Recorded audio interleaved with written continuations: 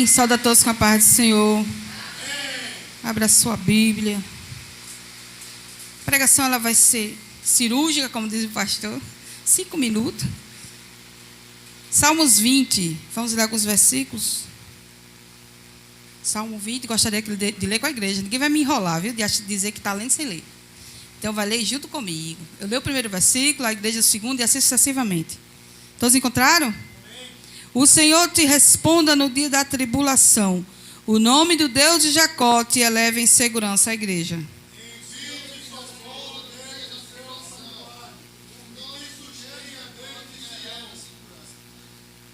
Lembre-se de todas as tuas ofertas de manjares e aceite os teus holocaustos. 4.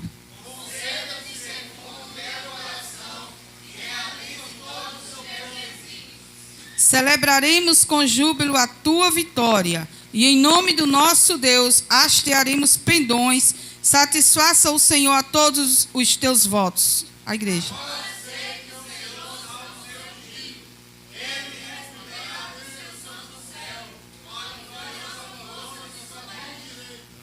Uns confiam em carros, outros em cavalo. Nós, porém, nos gloriaremos em o nome do nosso Deus. Vamos repetir o 7? Uns confiam em carros, outros em cavalo. Nós, porém, nos gloriaremos em o nome do Senhor, nosso Deus. A igreja pode sentar. Versículo 8 diz, eles se curvam e caem. Nós, porém, nos levantamos e nos mantemos de pé. Amém, irmãos? Glória a Deus. Como é bom, né? Estar aí sentado escutando a pregação. Aqui é estreito. Glória a Deus. É um prazer, uma honra, né, de transmitir a palavra do Senhor. Que eu creio que Deus preparou o teu coração nessa noite para receber a palavra. Amém? A mensagem, irmãos, que Deus colocou no meu coração foi falar sobre confiança. Em quem você tem colocado a tua confiança? Pensa aí. Em quem? No que você tem colocado a tua confiança? A confiança é algo muito importante, irmãos, na nossa vida. Às vezes a gente confia em algo. Confiar é uma coisa assim, vamos dizer, uma segurança, algo que vai te sustentar ali, entendeu? E às vezes a gente se decepciona. Veja só, Salmos 20, irmãos. Esse salmo ele é muito interessante porque fala sobre uma guerra que ia haver e que o rei ele tinha que se preparar antes. Aí, não sei se você já assistiu o filme de guerra, acho que todo mundo já assistiu, né? É muito bom, né? Então, antes de ir para a guerra, irmãos, eles vão de todo jeito. Eles começam a se preparar, fisicamente, psicologicamente, espiritualmente, né? No caso daqueles que realmente temem a Deus, que sabem que guerra não é fácil, que você vai para a guerra e não sabe se volta vivo. Então, eles começavam a se preparar. Então, isso aqui, irmãos, é um cântico de vitória. Se tornou um louvor. E eu acredito que, lendo assim a palavra, eu creio que isso aqui era Davi, irmãos, antes de ir para a guerra. Então, ele está falando aqui sobre, como se fosse uma oração, uma súplica, na verdade, que ele estava fazendo. E aqui falou, o Senhor te responde no dia da tribulação, o nome de Jacó te eleva em segurança. E eles começaram, irmãos, a preparar a farda, os mantimentos. Porque você já imaginou, irmão, se hoje você fosse para uma guerra, você levaria o quê? Você ia só com a roupa do corpo? Claro que não. Você ia levar mantimento, principalmente mantimento. Ia levar água, ia se preparar, as armaduras iam ter que ser aquelas bem perfeitas, né? Que você ia se sentir seguro. E era isso que Davi estava aqui fazendo. E eles faziam o quê? Eles se reuniam com a família. Pense num momento difícil, né, irmãos? O negócio depois que você chega da guerra é bom, né? Pelo menos você está vivo, você está vendo a família. Mas aqui não, era antes da guerra. Antes da guerra, ele tinha que reunir a família e ficar conversando e começar a meditar assim. Rapaz, será que eu vou chegar? Será que eu vou voltar da guerra? Será que eu vou voltar a ver minha esposa, meus filhos? Será que eu vou ver meus parentes? Você já imaginou, irmãos? Que despedida. Mas só, irmãos, que Davi, ele servia um Deus vivo. E o que é que ele fazia? Ele depositava a sua confiança em quem? Em Deus. Nesse tempo, irmãos, existia muito exército poderoso. Os exércitos que tinham cavalo, carros, não era todo exército que tinha, irmãos. Porque era caro você ter cavalos, manter um cavalo. A questão dos carros, né? Não sei se vocês já viram, até nas novelas lá dos 10 Mandamentos, acho que todo mundo assistiu, né? Tem aqueles... É interessante que você se sente lá na história. Aqueles cavalos, né? Aqueles cavaleiros, né? Isso que chama, era muito aparato, na verdade, na guerra. Cada um que queria se segurar mais para poder vencer. Mas veja só, irmãos, mas só que, nesse caso aqui, O que é que Davi estava fazendo? Davi estava procurando depositar sua confiança em Deus. Ele não estava confiando na armadura, ele estava confiando no cavalo que ia levar, na arma que ia levar, não. E olha, irmãos, que isso aqui eles tinham, mexia com o psicológico deles, porque, imagine, você vai para uma guerra hoje, você ia tranquilo? Ah, eu vou tranquilo, ai, coisa linda. Não é você ir para um aniversário comer bolo com o Natan, não, irmãos. A guerra é algo sério, que você não sabe. E outra, você vai com muita gente ali, vai ter gente que vai morrer, vai ter gente que vai vir sem perna. Olha só, irmão, então isso mexia com o psicológico de qualquer general. Então, se ele já era acostumado a entrar na guerra, então ele já sabia o que iria acontecer. Só que ele era muito esperto. O que é que ele fez? Diante do medo, da insegurança, do terror que ele estava assim dentro dele, ele fez o quê? Ele fez um louvor. Porque isso aqui é um cântico de vitória, algo importante na guerra. Eles tinham que ter um grito de guerra, irmãos. Eles não podiam ir só com arma, não, eles tinham que ter um grito de guerra. Porque aquilo levantava a moral deles, levantava a coragem deles. Veja só como é importante estudar a Bíblia, porque só vim saber porque eu li, né? Então é interessante, ó, oração a favor do rei. Ele estava realmente precisando de tudo e principalmente de ter uma confiança. Se você vai para uma guerra já achando que vai perder, melhor que você não vá. Morra onde você está, porque não tem condição. Ninguém, irmãos, precisa saber que você está com medo de morrer. Existe problema na nossa vida que a gente já vai derrotado. Não, irmão, não precisa não. Você não precisa dizer para o teu inimigo, para o diabo, que você está com medo. Porque o medo, ele é impregnado no ser humano. Não tem como a gente não ter medo. Só que a gente tem que administrar. Está entendendo? Administrar e ficar para você. Entregar o teu medo para Deus, a tua insegurança para Deus. Foi isso que Davi fez. Davi, não, Senhor, chega aqui e começou a louvar. Porque isso aqui era para Deus também. E estava louvando a Deus. Ele foi louvando e voltou louvando, porque ele venceu a guerra. Quantas e quantas guerras Davi não venceu, irmãos? Só não venceu a guerra da mulher de Urias, né? Aquela ali foi triste. Mas também porque ele estava sem fazer nada. Por enquanto que ele estava lutando, ele estava vencendo. Ele estava obedecendo a Deus. Aí quando ele estava ocioso, sem fazer nada, aí perdeu. Mas aqui, irmãos, é interessante que a gente tem que aprender a se preparar para poder entrar em qualquer guerra. Lucas 5, eu pesquisei aqui alguns exemplos, né? Aliás, antes de falar de Lucas 5, que aqui foi coisa realmente que teve que confiar em Deus, tem uma história, irmãos, que fala assim claramente, né? Sobre esse assunto que eu estou falando, sobre Davi e Saul. Veja só, Davi, quando ele foi enfrentar Golias, ele tentou até botar a armadura de Saul. Saul, irmãos, ele era muito preparado em guerra. O homem era bonito, não era, pastor? Não sei, eu acho que era. Era bonito e ele era muito inteligente e forte, irmãos. Porque para a guerra também não vai ninguém desnutrido, não, fraquinho não. Tem que, né, fazer força, pegar peso. Foi mal, John. Mas você não vai para a guerra, não, deixa eu te ver. Mas é sério, irmãos. Para você ir para a guerra, você tem que pegar e começar a colocar um corpo. Também gordinho não, marido. Tem que, ter músculo. Para poder pegar nas armas. As armas eram muito pesadas. As armas eram maiores do que os homens. Então, eles tinham que ser fortes, tinham que se alimentar bem, John. Nem se alimenta. Então, veja só, irmãos. Eles tinham... Mas veja só. Saul tinha o quê? Ele tinha experiência. Ele tinha as armaduras, não tinha? E Davi tinha o quê, irmãos? Tadinho. Ele é desnutrido, pequenininho. Tenha calma, marido. Entendeu, irmãos? Então, veja só. Que diferença de Davi para Saul. Às vezes você... tem aquelas lutas, né, no ringue, né, que às vezes a gente diz, não, aquele ali vai ganhar, porque ele é grandão. Não, irmãos. Vai a técnica, né? Ali tem a técnica. Então, irmãos, a nossa técnica é joelho no chão. É dependência de Deus. Aí, veja só.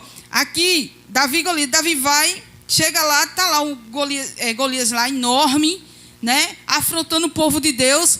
Os guerreiros, pessoas que, irmãos, eram guerreiros, eram as pessoas fortes, bem fortes mesmo, que era acostumado a pegar em arma, não conseguiu ganhar. Você está entendendo que era um homem com como é que chama aquele monte de guerreiro? O exército todo, né? O exército todo de Saul estava ali, irmãos, passando vergonha. Porque eles não estavam dependentes de Deus. Você sabia que Saul estava desmantelado? Saul não estava muito bem com Deus, não. Porque se Saul estivesse bem com Deus, ele não tinha passado vergonha, não. Aí, veja só. Chega Davi, todo ousado. Acredito que ele era um adolescente, viu? Ele é um adolescente, chega lá todo curioso, olha aquela situação. Disse, meu Deus do céu, irmãos, a gente tem que ser igual um menino, tem que depender de Deus, viu? Porque às vezes a gente quer depender da nossa força, da nossa inteligência. E quando ele chega aqui e vê Golias, Ele disse, eu vou em nome do Senhor Jesus. Sabe por quê, irmãos? Porque eles queriam botar as armas dele, a armadura, ficaram com pena do menino. Saul disse, pronto, esse aí eu acho no pensamento de tadinho. É só coragem de adolescente. Meu filho, bota em minhas armaduras. Aí ele foi e colocou, o tadinho, nem andava. Não, deixa isso pra lá. E eles não estavam levando muito a sério a situação, porque o menino era adolescente. Você já imaginou um adolescente chegar para você querer resolver uma situação? Você diz, não tem experiência nenhuma. Não é ninguém, leva todo mundo rindo da cara do rapaz. Até os irmãos dele não acreditou nele. Menino, tu estava fazendo o que aqui? Deixa de invenção, vai embora. E ele, não, eu vou. Então ele era ousado, irmão. Não tem idade não para você ser ousado na presença do Senhor, não. E ele chega lá, enfrenta mesmo Golias e ele ganha, porque ele disse, eu vou em nome de Jesus, eu quero saber de armadura, eu quero saber de espada, eu não sei usar mesmo, eu ia morrer de todo jeito. Aí ele chega, irmão, pega só uma funda e joga lá na testa do Golias e ele morre. E grande foi, né? E aí foi quando ele fica com a filha de Saul, né? Que era a princesa. E ali só Jesus na causa. Mas lá em Lucas 5, não sei se você sabe, tem sobre a pesca milagrosa. Jesus estava, irmãos, sempre onde Jesus estava, a multidão apertava ele. Pensa numa agonia. E ele doido para falar, e o povo em cima, e querendo a cura. Sabe os brasileiros que gostam de vantagem, de que está lá em cima, nos primeiros lugares? Tem gente que é assim, né, irmãos? Pois era, o povo apertava Jesus, e Jesus ali sufocado. Aí Jesus vai ver 2 barcos. Ai, Jesus, espera aí que eu vou sair do meio desse povo, o negócio está feio aqui, apertando Jesus. É muito ruim, irmão. Você já imaginou, eu aqui pregando e o povo me apertando, não tinha condição de se concentrar. Aí Jesus, espera aí olhou o barco assim, aí foi, pegou o barco, pediu, né, emprestar. Aí ele olhou a situação, os pescadores lavando a rede. Aí só choveu para aquele barco, ele pediu, né, a Simeão, né, me empresta seu barco? Simão, não é Simeão, Simão, né? Aí ele pegou, emprestou e foi lá. Aí ficou sentadinho, irmãos. Aí melhorou, né? Porque ficou longe do povo. E ele lá falando, que era coisa boa. E continuou curando, né? E falando, pregando. E Jesus ali olhando, né? Para a situação dos pescadores. Olha, irmãos, tudo que Deus faz tem um propósito. Ali Deus estava ali, foi para a multidão também. Mas Deus tinha um propósito, presta atenção. E ele olhando ali, observando os pescadores. Aí depois ele chega para Simão. Simão, marido. Simão. Aí faz o quê, irmãos? Ele chega para Simão, aí diz assim, vem cá, vamos ali, eu quero que você jogue a rede, mas não daquele lado, daquele ali, olha. Aí ele olhou assim, olha, ele estava cansado, vocês já viram aquela rede de pesca? Eu gosto de assistir, eu tenho alguns canais que eu acho interessante, eu gosto de pesca, né? E Denis, tu sabe, né, aquelas redes pesadas? Como é o nome daquelas pontinhas? Denis está ali, ó. Não sei, vai saber. Ele é do interior, vai que ele já pescou um dia. É o quê? É chumbo, é aquele negócio. Irmão, você já imaginou? Raquel, tu já imaginou? Tu joga naquela rede a noite todinha, joga para um lado, joga para o outro e nada de peixe. E vai, joga a noite todinha. Eles vão, irmãos. Quando escurece, eles vão lá para o alto mar, assim, e fica lá tentando. Misericórdia, eu acho que na segunda eu já desistia, porque as bucitas ia atacar. Mas sério, eles começaram lutando e nada, irmãos. Aí Jesus vai, pega o barco do homem emprestado, e ainda diz, tu vai pescar de novo. Você já imaginou, irmãos? Se fosse uma pessoa murmuradora, eu disse, eu não vou não. Por que eu vou? Já estou cansado, chega. Mas sabe o que ele fez, irmãos? Ele sabia que Jesus, o mestre da solução, ele sentiu que tinha algo diferente que Deus ia fazer ali com ele. Foi o que ele fez, ele confiou. Ele disse, não, eu vou jogar. Mas, irmãos, quando ele joga, melhor que ele só tivesse jogado de manhã. Foi de noite porque quis. Melhor que tivesse olhado para Jesus, né? Aí foi, jogou, mas foi tanto peixe que o barco ia afundar. Aí foi chamando os outros, entendeu, irmão? Quando Deus te abençoa, Deus te abençoa e abençoa quem está ao teu redor. Aí vem, menino, foi tanto do peixe, que eu vi os barcos afundar. Aí foi chamando e foi coisa linda, irmãos. Foi um prodígio, foi um milagre que Deus fez naquele momento. Mas por quê? Porque Simão, irmãos, ele acreditou. Não, vou jogar. O mestre está mandando, e ele disse, mestre, você está mandando, então vou jogar. E foi isso que ele fez, irmãos. E grande foi o milagre que Deus fez naquele momento. É desse jeito que você tem que ser. Você tem que ser dependente de Deus. Deus está mandando você fazer? Faça. Pô, está dizendo, você está doido? Você está doida? Faça, irmão. Deus está mandando. E foi isso que aconteceu com Simão. Simão foi abençoado. E todos viram. Você já imaginou? A multidão todinha viu Simão com um monte de peixe. Veja só, uma decepção virando uma vitória. Respondeu Simão, mestre, havendo trabalhado toda a noite, coitado, Jesus, nada apanhamos, mas sobre a tua palavra lançarei a rede. Então foi fé. Ele disse, olha, eu vou lançar. Jeremias 17:5, assim diz o Senhor: maldito o homem que confia no homem, faz da carne mortal o seu braço, e aparta o seu coração do Senhor. Veja só, irmãos. Eu estava esses dias, meditando a questão da confiança. Eu sei que os irmãos lembram, não acho que ninguém é do tempo do Titanic, né? Mas se você entrasse no Titanic, você estaria seguro. Por quê, irmãos? Era um negócio moderno. Então, quando eles pisavam no Titanic ali, eles estavam se achando, poxa, e era gente importante. Lógico que tinha a terceira classe. Em todo canto tem pobre. Glória a Deus. Glória a Deus, que em todo canto tem uma classe do pobre. Mas você sabia que o pobre sobreviveu mais do que o rico? Não foi, marido? Viu? Deus cuida também dos pobres, irmão. Aí o que acontece? Quem estava naquele barco, irmão, se sentiu seguro, porque era uma coisa assim, estrondosa, era uma coisa muito avançada. Mas só, irmãos, que eles esqueceram que tinha, irmãos, o dono do gelo, do iceberg, é isso? Então, você teria que confiar em quem fez o iceberg, porque aí era a sua segurança, e não no barco, em quem fez o barco. Entendeu? Foi isso que o povo fez, confiou no barco, esqueceu do gelo que ia enfrentar. E aí acabaram morrendo, muita gente morreu. Entendeu, irmão? Então a nossa confiança não tem que estar no lado errado, tem que estar no lado certo. Você tem sempre que estar confiando em Deus. Tem também a questão das torres gêmeas. Eu vi um documentário que eu até mostrei, que é arquiteto sobrinho. Que coisa segura, né? Quem diria que aquele negócio ia cair, Dio? Irmãos, Deus quando quer botar a mão, o negócio vai embora mesmo, vira pó. Foi isso que aconteceu. E indo para a Bíblia, a gente vê a questão de Faraó perseguindo o povo de Deus, com um exército que era o mais poderoso do tempo. Foi o que aconteceu, pereceu, irmãos, pereceu nas águas. E o povo de Deus andando, sem carro nenhum, né? E andando ali, indo embora, ficaram vivos. E o povo, Israel, no caso Faraó, ele confiava no seu exército, ele confiava no que ele tinha. Muitas vezes a gente está confiando no Titanic, está confiando nas torres gêmeas. Esquece, irmãos, que existe um Deus muito mais poderoso, o Deus que dá inteligência ao homem. E porque o homem acha que tem tudo, eu posso mandar e desmandar. Não pode, irmãos, porque Deus, ele põe um limite, ele deixa você ir até onde ele quer ir, aonde quer que você vá. Jeremias, irmãos, veja só, passou aproximadamente 40 anos pregando contra a idolatria e imoralidade. Ele passou, irmãos, sabe por que ele continuou? Porque ele confiava em Deus. As pessoas não davam ouvido a ele, porque as pessoas estavam no meio da idolatria, da sujeira. E o povo, sabe o que o povo dizia? Quando Jeremias, essa cidade aqui, ela vai ser invadida. E Nabucodonosor, se não me engano, foi Nabucodonosor que entrou lá, não foi Jerusalém, e fez a devassa. Olha só, eles tinham água, eles tinham comida, eles tinham os muros muito forte, que ninguém entrava. Tinha um exército lá dentro. Você está entendendo, irmãos? Então, como assim? Sabe por quê? Eles estavam em desobediência com Deus. A gente não pode estar seguro se a gente estiver em desobediência. Aonde você estiver na desobediência, irmãos, já foi. Você está perdido. Não há lugar seguro a não ser debaixo da obediência e da dependência de Deus. E foi isso que aconteceu. Jeremias falou, essa cidade vai ser invadida. Aqui não está dizendo maldito o homem, que confia no homem. Então eles mesmos estavam confiando neles mesmos, porque eles eram ricos, tinham de tudo, e eles achavam que não ia acontecer nada. Sabe quando você chega num momento que pronto, agora está bom. Igual aquele do homem que você vai ganhar o mundo todo, Jesus disse, e vai perder a tua alma, né? Porque ele achava que estava farto, estava tudo bem, não é? Tem um certo momento da nossa vida em que a gente acha que não, é só isso mesmo. E a tua intimidade com Deus, como é que fica?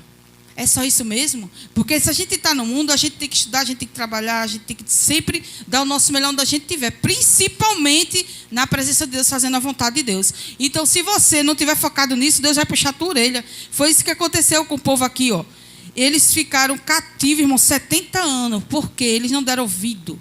Eles não depositaram a sua confiança em Deus. Não acreditaram naquilo que Deus estava falando. Voltem-se para mim, era isso que Deus estava dizendo o tempo todo, volte-se para mim, volte-se para mim. Isso foi 40 anos. Veja se está diferente hoje. O que é que a gente prega? Que Jesus está vindo, não é? As pessoas não estão nem aí, não estão nem aí, porque acham que, não, mas desde criança que eu escuto que Jesus está vindo, igual a pregação do pastor de ontem. E não vai demorar não, irmãos, não vai demorar, ele já está às portas. E será que você está preparado aí para subir, irmãos? Medita aí, misericórdia. Veja só, uma pessoa que ela não depende de Deus, ela é igual um arbusto. Arbusto não é aquele... Tem aquela planta do deserto, que ela fica sozinha lá? É vento. O vento bate nela, tadinha, está lá na solidão. Nem um jumento chega lá, irmão. Um jumento, um animal, para ir para debaixo dela, não vai. Porque não serve para nada, está lá, na solidão. Mesmo assim, as pessoas que não confiam em Deus, que confiam em si mesmo, acabam ficando sozinho. Entendeu? Mas lá em Salmos diz que nós somos como a planta, né? Junto à corrente das águas. Veja, você já prestou atenção às plantas como elas são? Elas não são secas, elas não são só. O povo quer estar no meio do rio ou não quer, irmãos? Quer estar todo mundo ali. É uma festa.